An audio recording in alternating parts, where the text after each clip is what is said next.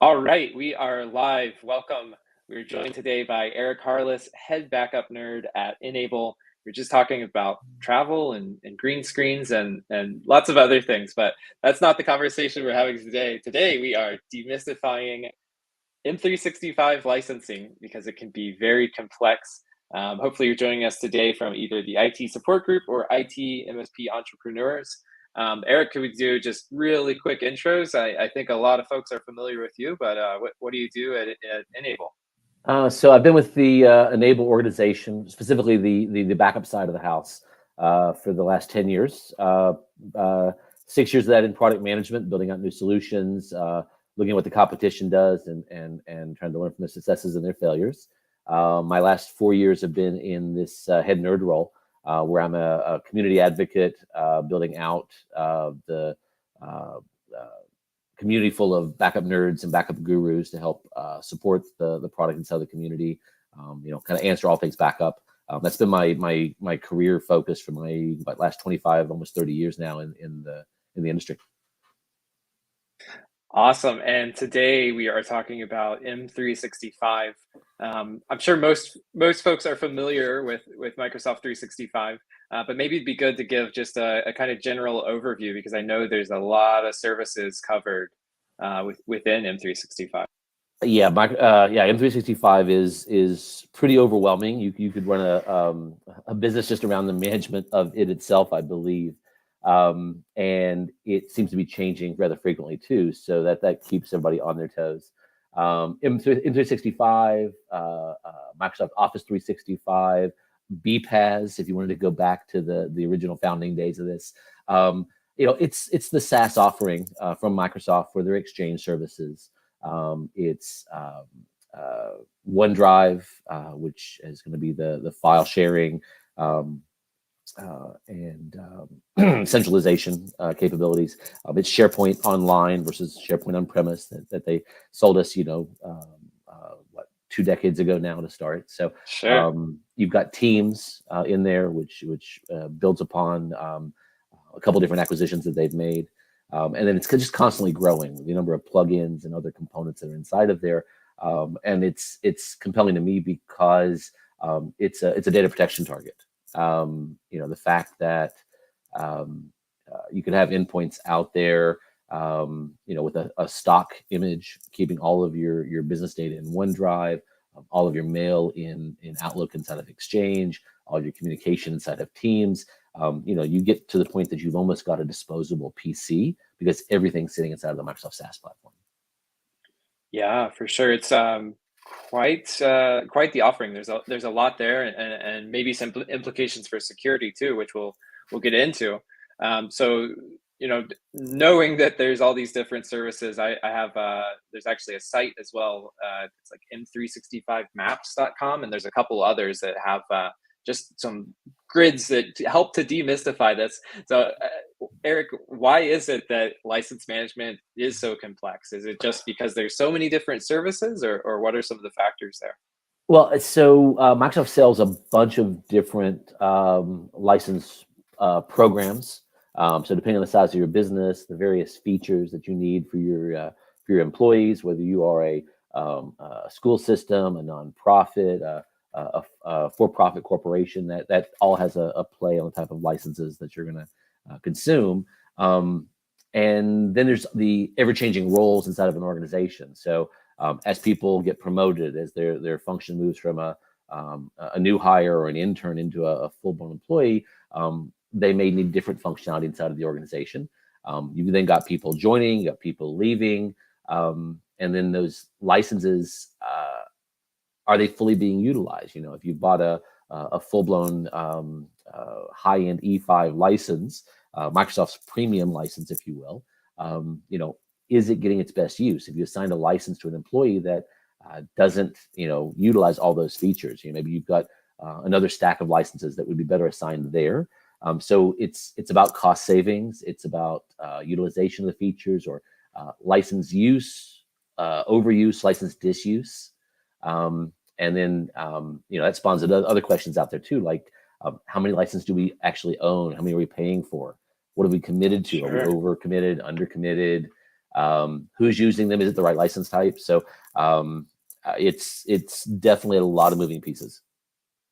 Yeah, there's quite a bit there. And I imagine your answer probably isn't, we throw it all in Google Sheets and that's how we manage things, right? No, no, that's not the way to do it. There's a couple different ways you can do it.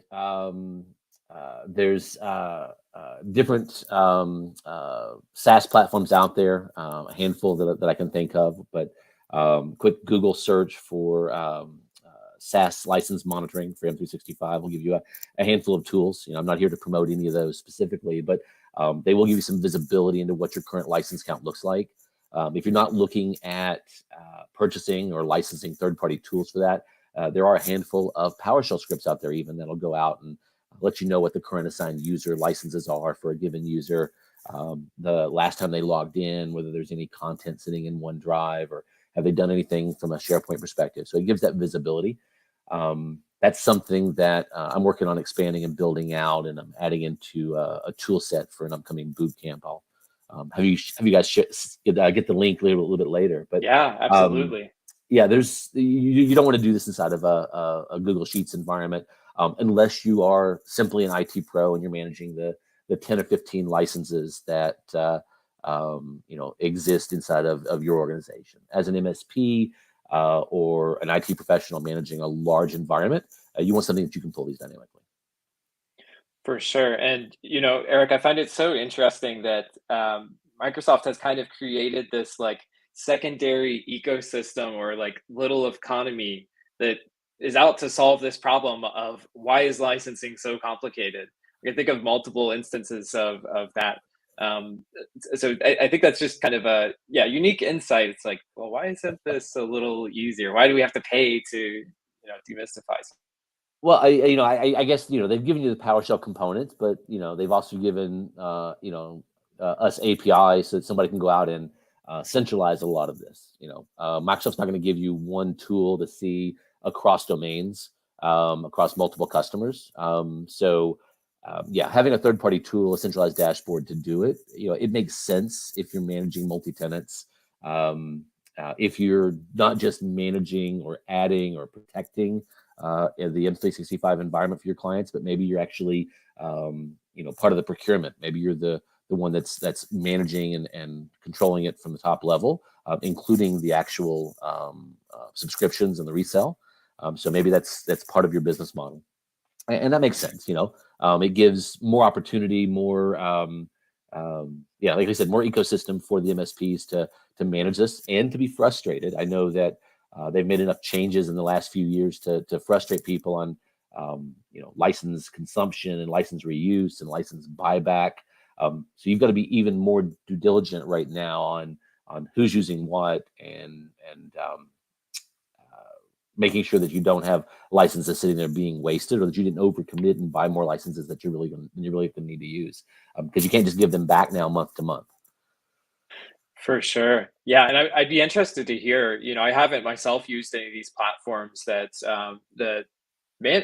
help you kind of look at licensing and see where utilization is. Of course, Enable has their own platform, as well as you mentioned some PowerShell scripts that you'll be sharing in a little while. I'm kind of curious where it makes sense for organizations to start thinking about using one of those tools. When are you going from? You mentioned a size of like 10 to 15 licenses. Is it more size based, or is there a better way to plan, like, hey, we should get on top of this and implement one of these tools? I guess it's really going to be a matter of that's a judgment call, to be honest. It's kind of the same thing of Sure. When do I go to when do I move from one RMM tool to another? When do I go from script based environment to a purpose built application? For those of you that are out there that are not script adverse, that like getting into it, the PowerShell functionality is actually pretty robust. At the point though that you're managing tens, if not hundreds of customers and their domains, then you're probably outside of the realm of scripting unless you've built your own platform. That's a good time to think about a SaaS management platform that can give you that insight without you having to jump around. Just the time savings alone would probably justify the monthly costs on those. And I'm not an expert on what all the pricing is on all these components. I just like looking at the feature set to see, okay, Sure. hey, is that something I can script, or is it something that I can gain insight from another tool or from another platform? The keyword on that one, if you're looking for it, would be a SaaS management platform. Start searching for that for like an SMP, I think would be the acronym for it. And you can find Sure. a handful of licensing tools out there. And Enable's tool, what is that called? Is that So built into the RMM or? so Enable doesn't. I don't do a specific M365 user license tool, which is one of the reasons that I talk about some of the PowerShell scripts and things of that nature. We've got some tools that we have acquired recently, which we're building out, which will probably start to touch into this arena, called Cloud Commander, part of our Cloud User Hub purchase here about a year ago. But then we've got other tools that aren't explicit in the license management aspect of M365, but it's the fact that we build our usage and our consumption models based off your M365 licenses. So there's a lot of carry through. If your license stack isn't optimized or accurate, then your billing for anything that's around M365 is likely going to be off also. Maybe you're using spam filtering services, or M365 backup services, or some type of other automation tool for provisioning Active Directory users and turning on their email addresses and those various functions. If your user counts aren't correct, then it's a good chance that the additional tools tied to those aren't going to be correct either. So it's got this cascade effect of inaccuracies or of extra costs. They're going to hit your checkbook. For sure. And Eric, I know Enable does have tools and kind of services linked to M365 user mailboxes. Kind of curious about some of the implications there. Like, how does that make things more complex, or even have, I can imagine some security implications as well. So from a security perspective, you've got the constant threat of phishing attempts and spam emails and a lot of things coming through your M365 environment. We've got a tool called I'm losing the name of the tools now. I know the acquisition, but I'm trying to think of the way we're naming it now. MailAssure. There we go. So the MailAssure product is a email filtering, spam control. It does provide some level of availability and some archive functionality as well for M365. Once again, tied to user licenses. Could also work with an on-premise exchange, although that's a dying breed these days. We've got code data protection, which is going to give us backup and recovery of your M365 environments, your mail, your OneDrive, your SharePoint. We're currently developing out Teams as part of an upcoming feature release that's in phase 1 of an engineering preview right now. Forward-looking statements, obviously. So it's about helping to ensure that what's coming through is secure, and then of course that you've got a good backup that you can get outside of the Microsoft infrastructure, so that should you need to recover it, restore it, roll back a change, you can do that. Bad actors through social engineering can get access to the environments. They can change your passwords and ransom the environment and block you from access. So it's definitely good to have an offsite backup copy, in somebody else's cloud.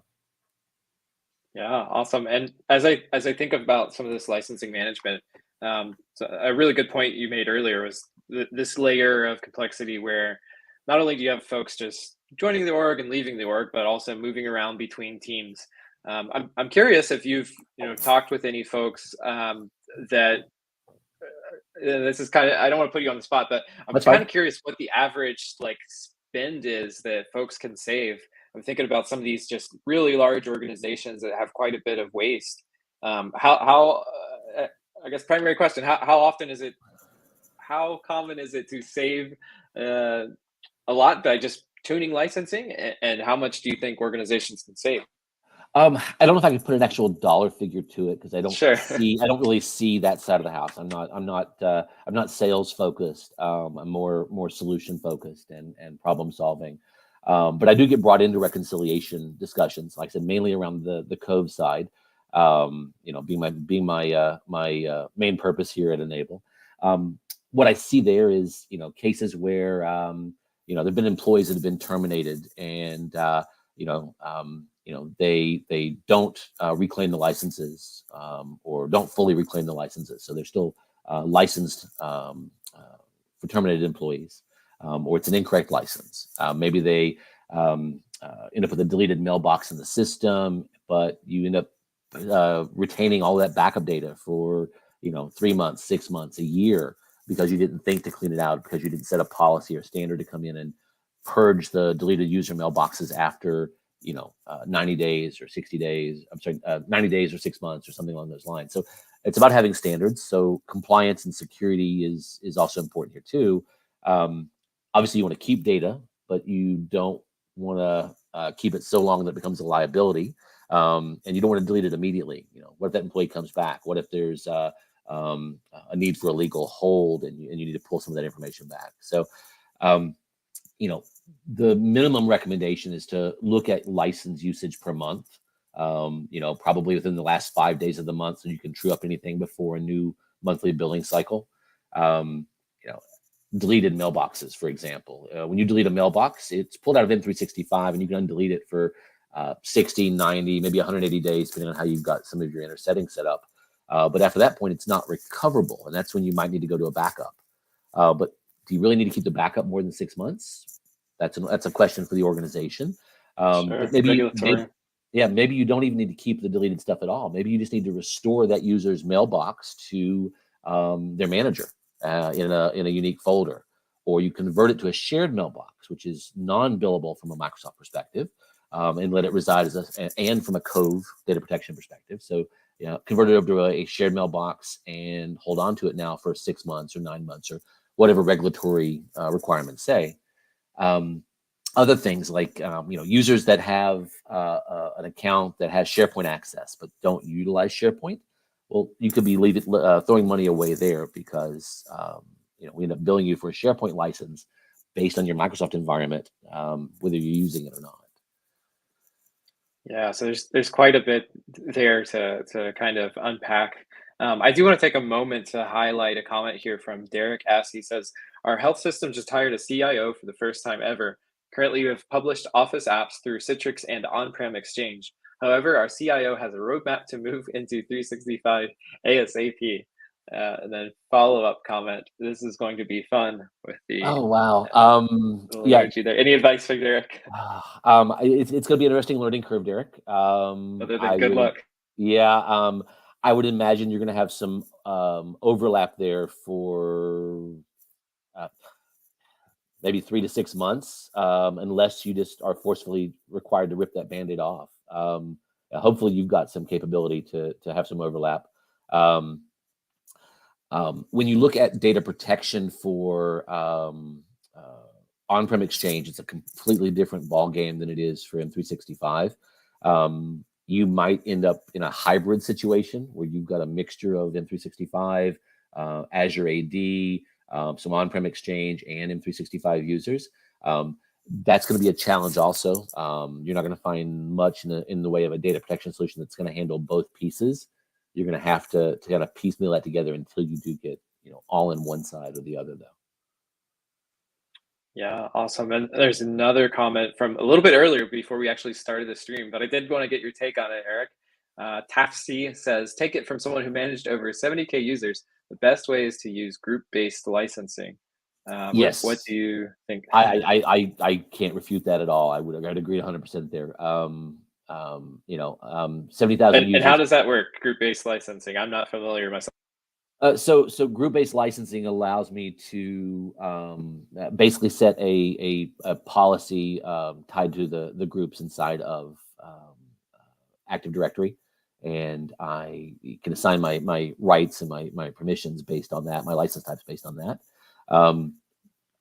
Ideally, yes. In a big organization, if it's 70,000 users tied to, say, a university, and that's a mixture of staff and students, that's going to have its own challenges. If that's 20,000, if that's a large number of MSPs with just a small number of licenses here, I'm sorry, a large number of end customers managed by an MSP with, some small accounts here and large accounts there, that could be challenging because, not every organization is going to be managed the same. Although if the MSP is providing the services, they do have the ability to control some of the definition of the groups and the way the licenses are applied. Find something that works for you, and standardize it across your customers. Don't build so many variations, so many different configurations that you have to go check the documentation to figure out which one's being used. Sure. Give me a good, better, best. Yeah. Totally makes sense. I'm curious. So I know there's all these tools that these SaaS platforms and things that help you manage licensing. What does Microsoft offer, I guess, just kind of out of the box, and how good is that for seeing where there might be inefficiencies or? Not an area I touch on a whole lot. I'm looking at it from a single domain perspective, and unless you've got some form of delegated access, and you're the MSP that's doing the reselling of these, you really don't have a lot of centralized visibility into the user consumption. You've got to provide credentials for each of those environments. You're going from portal to portal to portal. That's where a third-party tool is going to be advantageous. I do like the fact that they've given us scripts for it, and there's lots of things that partners can do to aggregate and centralize it themselves. But you're still going to be logging in multiple times and managing a large set of credentials. Sure. I guess that's where a password manager would also come into play. Yeah. To do most of these things, you're going to be a global admin for the organization. You might have some lower level administrators set up inside the various end customers. If you're doing co-managed type of services where they're doing some level of user management internally, it's a great way to turn around and provide additional accountability too. You're not going to know every employee inside of an organization that you're managing, but if you give some rights to the various staff, managers, directors inside of the organization, they'll know a little bit more about, hey, yeah, this user left 3 weeks ago, and having them get involved in that periodic cleanup will make your life a lot easier as well. Yeah, awesome. That sounds like kind of some good checkpoints or events that should trigger review. We talked about a few of those, maybe some new hires or offboarding. Curious on how organizations can know when to review their licensing, and what should that conversation look like? Is it just an output from one of these tools, or how do you typically see that go down? Tools would be nice. Can't always count on having one of those in place. So time-based is going to be your best friend here.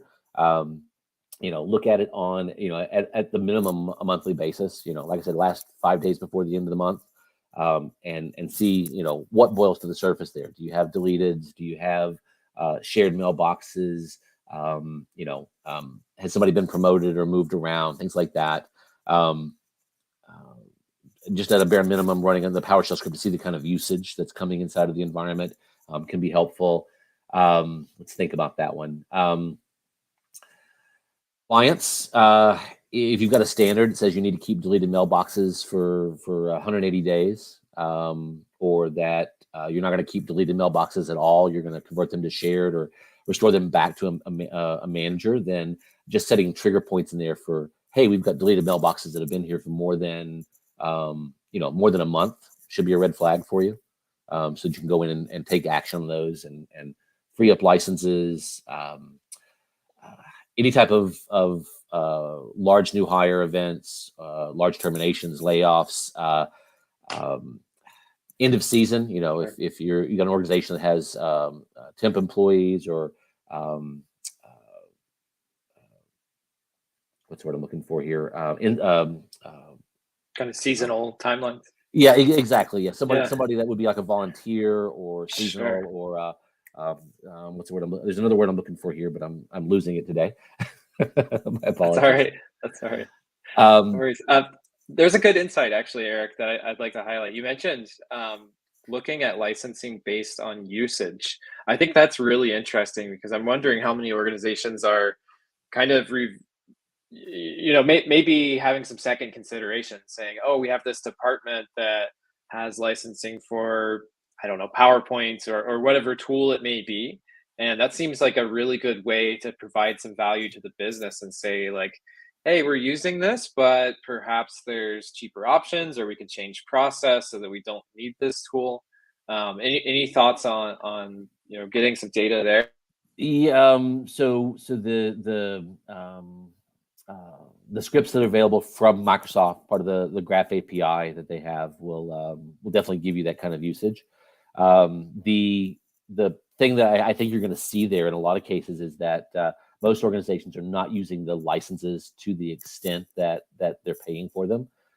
Everybody wants a copy of Visio, but how many people actually Sure. use it, right? There's a lot of functionality inside of Microsoft that just doesn't get used. I know. Looking at Teams, there's so much more I could spend my entire day stuck in Teams and not actually do my real job, I'd rather not. based based on all of its functionality, and nuances. Um, uh, so yeah, I would say that if you are looking into that one, you're going to find that people aren't necessarily using all the features that are allocated to them. And it could be two discussions. It could be one about increasing efficiency, becoming more productive through training and things like that inside of the organization. Not really the role of the MSP, more of the IP director or the IT organization. From an MSP perspective, it may be a case of looking at downgrading license types. We're buying the premium E5 license, but we could get by with something a little bit cheaper on an annual or a monthly basis, to provide comparable functionality, and then just moving the users around between those pools based on what they need. Having a couple spares inside of each, so that they could assign licenses and move things around as needed. Yeah, for sure. Sounds like you can get quite strategic with it, which is, of course, why we're having you on today, Eric, to chat But if about you, some of these. you at the same time though, there's not a ton of money to be made here. It's a cost savings if anything. So Sure. the more prescribed that the MSP can be about this, the better it's going to be for him. You don't want to waste hours of time in a month to figure out who should be what and getting it perfect, Sure. because you're just saving money for your customer, which you may or may not be able to translate back into management costs for the M365 environment. So back to the group management discussion. Ideal. And I think as you get a handful of M365 partners under your belt, you're going to see that you can take some very large swaths, some cookie cutter approaches, like you said, and then just know where you can tidy things up and save some money, rectify some things, and then some of it may be a longer term discussion about how do we get better usage of this over time, or um, you know how do we get to the point that we're going to fully utilize these E5 licenses and all of the functionality tied to them. Yeah, for sure. And Eric, if folks are interested in learning more about both managing M365 and protecting M360 environments, where can they go to kind of learn more? So I've got a series of boot camps. A boot camp session. I don't want to say I've got a new boot camp. There we go. I've got a new boot camp I've put together around M365 protection. It'll cover Mail, OneDrive, SharePoint, Teams, which we're currently developing. And I'll go through these topics around protection, restore, recovery, reconciliation. On a monthly basis, how you go in and reclaim licenses or ensure that you're not paying for retention on something that you no longer need. I think I gave you a couple of the links if you want to drop those in. It's Yeah, um, we've got a link in chat. One right here, right now. It's a bit long, so it might be easier. Just go to enable.com slash such events. events. But yep, and there's a link in the chat as well, in the comments, where folks can find that. So this is October 26th is when this is scheduled. And I'm doing an 8 a.m. morning session U.S. Eastern time, as well as a 1 p.m. Eastern U.S. time session. So same content, just two for your convenience. Awesome. Sounds good. Folks should check out enable.com slash events. I know there's a lot of other topics. Just scrolling through, if I look, there's office hours on Mac and security programs, building those out for your organization, mapping, program offerings for MSPs, stuff on like SEO, marketing. There's really quite a bit there. So I'd encourage folks to check that out. But otherwise, Eric, any kind of closing comments for some of these folks just getting into M365 licensing? I would say take it slow. Before you said you want to resell and manage all these licenses, just start with the base management aspect of it for some of your customers.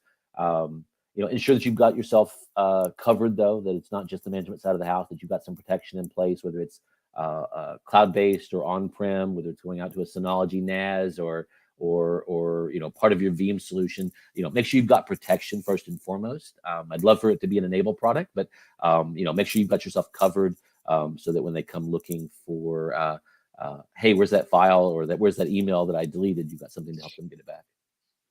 Sure. Awesome. Well, Eric, this has been great. Always enjoyable to chat with you. If you're just checking in with us, you can get a full recording of this conversation and more with Enable and other folks in the IT industry. Just sign up at thisanisitsupportgroup.com. We do these once or twice a month, and hope everybody has a good afternoon. It's Monday, so get caffeinated and have a great week. All right. Thanks, Stetson. Take care.